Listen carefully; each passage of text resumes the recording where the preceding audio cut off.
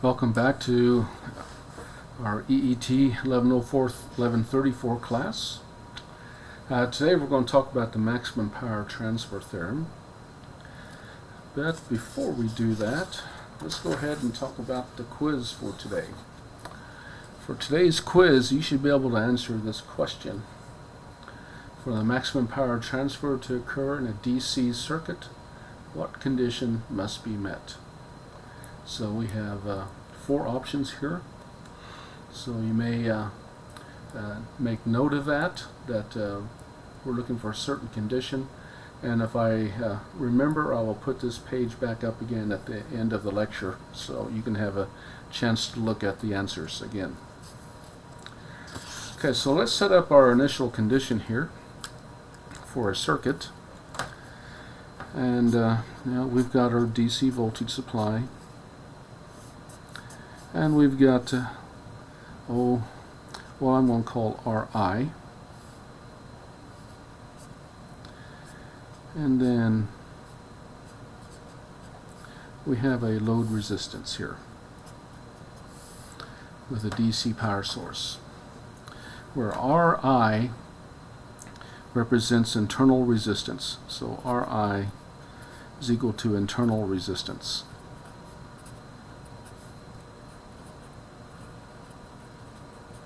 Now, what is the internal resistance? Well, we have a power source here called E, and I'm going to say everything to the left of this line, everything out here to the left of that dashed line is the power supply. Now, maybe we haven't really thought about power supplies too much, but power supplies are in themselves electrical circuits or electronic circuits, and they have their own resistance associated with them. And we'll just simply call that R internal, or Ri. And that represents the resistance of the power supply. Now, the power supply is connected in this case to a resistor. We're going to call the load resistor RL. And we're going to ask the question, at what condition for this circuit can we get the most power delivered to RL? Okay, so let's just choose some arbitrary values for Ri and RL. And let's say that, just for ease of calculations, E will be equal to 10 volts. And let's say that, and one more column over here, we want the power out. And we may have another column here that we want to look at eventually. So let's say we have a 10 volt supply and that the internal resistance, let's just set it to 10 ohms. And then the load resistance, let's make it 5 ohms. And then we'll calculate the power out. And we'll just use simple voltage divider. So using voltage divider, remember voltage divider is that the voltage of the resistor that we're looking for is equal to the E of the circuit, or the power being supplied to the circuit, times the resistor of interest, the one we're looking for, divided by R total. Okay, so in this particular case, the total resistance would be 15. We're going to look at the 10 ohm resistor first. And so that gives us 100 divided by 15. So that's 6.667 volts for the 10 ohm resistor. And for 6.67 volts, that would give us a current for that 10 ohm resistor. So 6.667 volts divided by 10 ohms gives us about 0.667, makes sense, amps. Okay, so the power, so we're going to talk about the power of Ri also, since I started down that path. The power for Ri when Ri is equal to 10 ohms is V times I. So we multiply those, and that's 4.4 watts about. Now let's follow the same process for the load resistor. I'll just go ahead and do what I tell everybody else not to do. I'm going to divide my page here. And so we have 10 volts times our load resistance, which is 5 ohms, divided by the 15 ohm total. So 5 divided by 15 times 10 gives us 3.33 volts. And the same current for RL at 5 ohms would be the 3.33 volts divided by the 5 ohms. And that gives us 0.6667 amps. Multiply those together and we get the power. So the power of RI or RL comes out to about 2.2 watts. So what is this telling us? That in this particular scenario, we're given an Ri of equal to 10 ohms and an RL equal to 5 ohms. We are absorbing more power in our power supply internal resistance than we're delivering to the load. So we see here in the case, let me go ahead and put these two numbers down, 4.4 watts and 2.2 watts. That if Ri is greater than RL, then we're going to dump most of our power internal to the power source. Let's switch these numbers around. Let's make this 5 ohms and make this 10 ohms, which gives us some easy numbers because we've already done the calculations for a 10 ohm and a 5 ohm resistor. We're just going to switch the values around, so that'd give us 4.4 watts. Well, let's make sure about that. I was just going to make an assumption here. Let's run the numbers.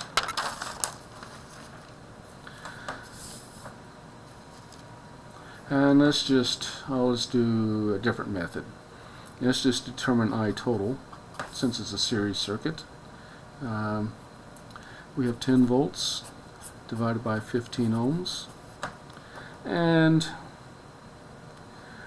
we run those numbers and should get the 0.6667 amps, which we would expect. And let's calculate power a little bit different, since we have the current. If R internal is equal to 5 ohms, then the power would be I squared R. So we do the I squared times the R, which is 5, and that gives us 2.22 watts. And my assumption was right. I just wanted to make sure. I squared R, we should come out with a 4.44.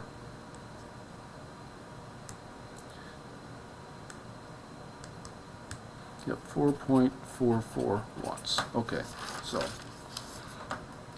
I was going to make an assumption I was pretty sure about, but I figured, for everybody's sake, I should probably run the numbers. Now we see that if the load resistor is greater than R sub I, then we have more power delivered to the load than we do to Ri. But does that answer the question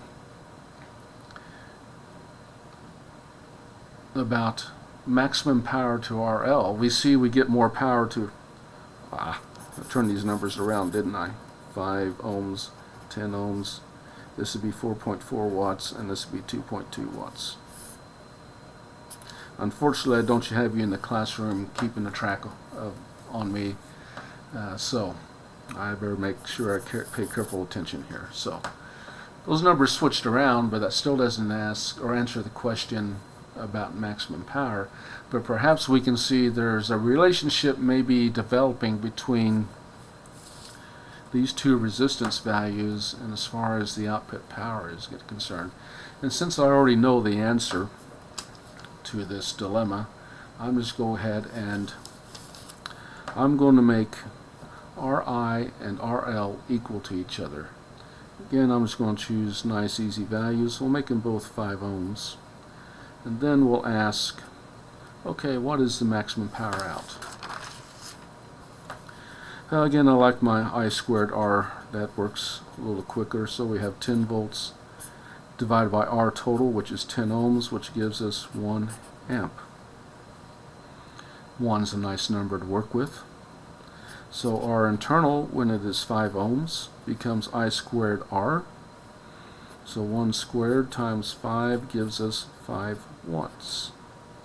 And likewise for the load, when it is equal to Ri, we get 1 squared times 5 ohms, which gives us 5 watts. So for that situation, we get 5 watts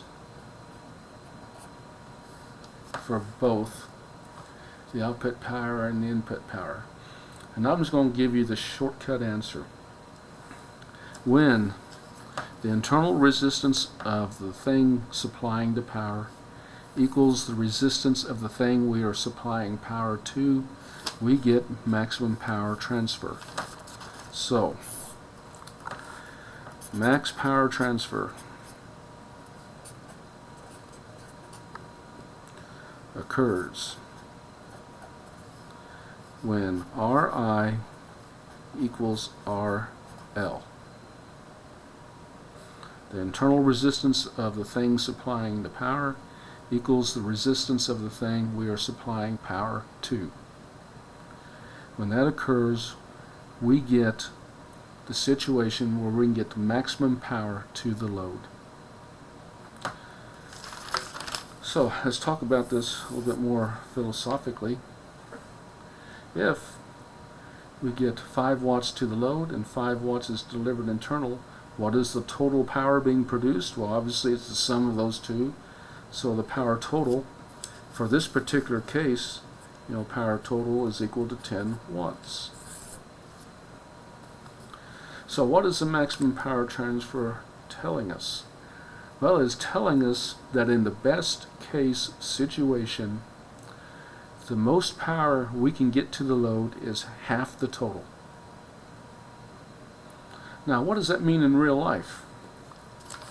Okay, so what is the real life meaning to us when we're doing things electrical and we're building a electronic or electric circuit of some kind? So lesson number 1, the best we can do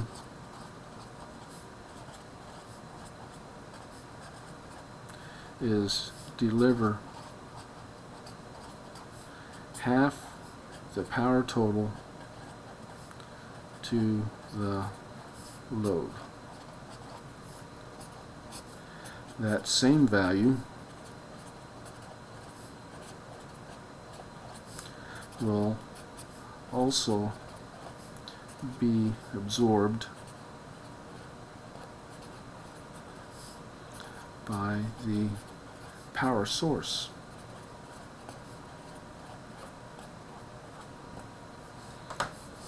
Why do power sources get hot? Because they're delivering power. And if they're delivering power, they're absorbing or using half the power they're delivering. So power supplies can get hot, especially if they're delivering significant amounts of power. Okay, so best we can do is deliver half the power being produced to the load. And that same power value will also be absorbed by the power source. So what do we get from that?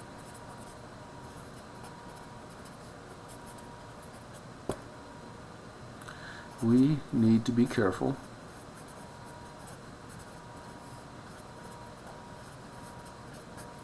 and ensure, actually, it should be ensure that R load equals Ri.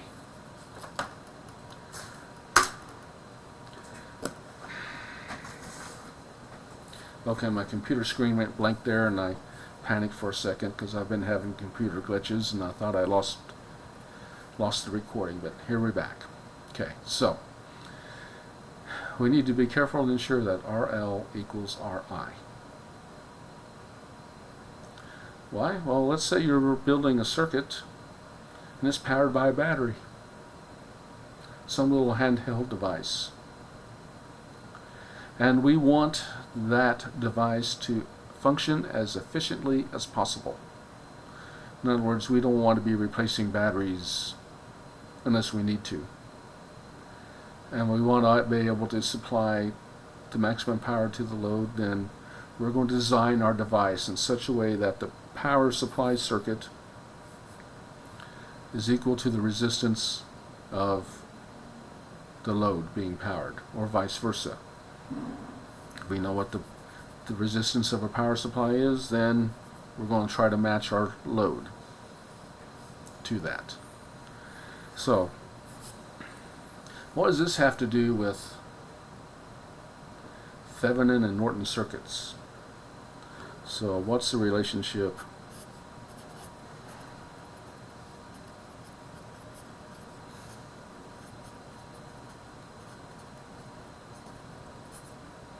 to Thevenin and Norton circuits?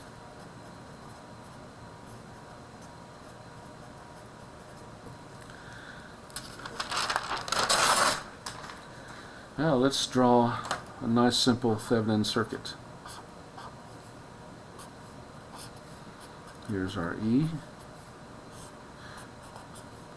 Here's our Thevenin resistance. And here's our load. Vice versa. Well, same thing with if we got a Norton circuit.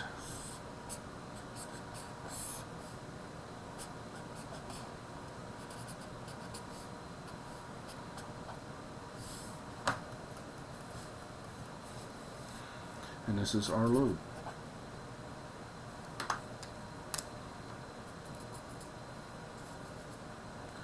Back in here, what is that?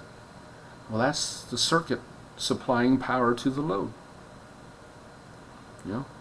This to the left is the circuit supplying power.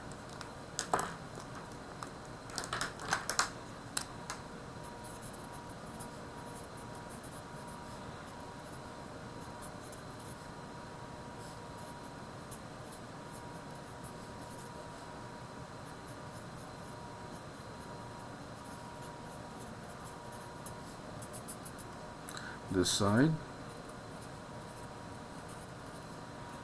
is being powered. So R Thevenin, R Norton must equal R load for maximum power transfer. This has been on a couple of occasions questions asked of me in job interviews. This is important for all things electrical. We want to deliver, build, supply efficiently powered systems. To be able to do that, we need to know what our load resistance is and the system powering that load, what its resistance is, and we need to match those as best we can to get the most efficient power transfer. We talk about, a little handheld device that's powered by a battery. That's important. What if I'm building a factory? And it's got lights, and it has motors, and it has air conditioning and heating equipment and computers and all kinds of stuff in a building. That building becomes the load. and that building is attached to the power company's grid. The question I want to ask as the lead engineer for the project that is building that factory is, what is my load in that building, and how am I well matched am I going to be to that power supply or the electric company and their circuit? That is a big issue. And you'll get an opportunity to discuss that more when you get into AC circuits, because you have the same concept going there. It's a little more complex than what we have here, just simple R equals R. But this is an issue that drives things electrically. How much efficiency can I get out of the system? The most efficient I can get, theoretically, is 50%. Do we ever achieve that? Well, no, not really, but our hope is that we can get pretty close. So, that ends today's lecture. I hope everybody has a good weekend and stays healthy, and that we're able to see each other again sometime in the future.